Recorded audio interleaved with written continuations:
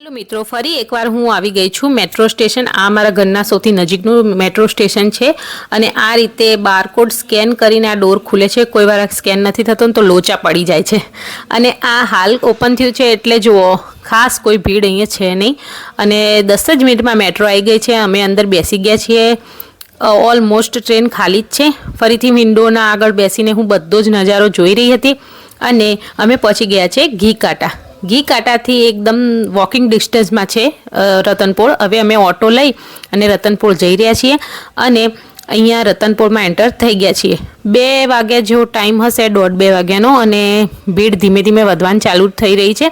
તો અમે ચાલતા ચાલતા અંદર જઈ રહ્યા છીએ. એકદમ સરસ બજાર છે અને મારે અહીંયા મેચિંગ બ્લાઉઝ લેવો હતો તો અમે 1-2 દુકાન તપાસ કરી પણ મેળ પડતો નહોતો. પછી આ ટીશ્યુ સિલ્ક સાડીનો બ્લાઉઝ મને એક જગ્યાએથી પરફેક્ટ મેચિંગ મળી ગયું છે, કોન્ટ્રાક્ટ, મારી સાઇઝ અને કલર બંનેનો.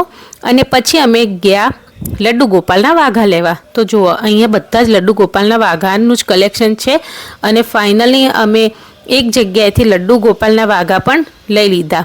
અને આ ખરીદી કરી અમે ડોશીવાળાની પોળમાં ગયા લડ્ડુ ગોપાલની હવેલી જોવા, પણ મળી નહીં.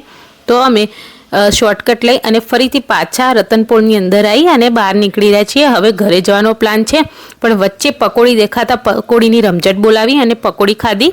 પકોડી ખાધા પછી અમે રેપિડો રિક્ષા કરી અને ઘરે જઈ રહ્યા છીએ, કારણ કે મેટ્રો સુધી જવાની તાકાત હતી નહીં. અને અહીંયા હું હેરિટેજ ગલીઓને ઓટોમાં બેસીને નિહાળી રહી હતી.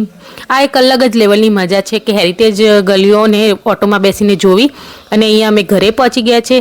જો, નાના લડ્ડુ ગોપાલ માટે 2 અને મોટા લડ્ડુ ગોપાલ માટે એક મોટો વાઘો મસ્ત લીધો છે અને મારી સાડીનો પરફેક્ટ મેચિંગ બ્લાઉઝ.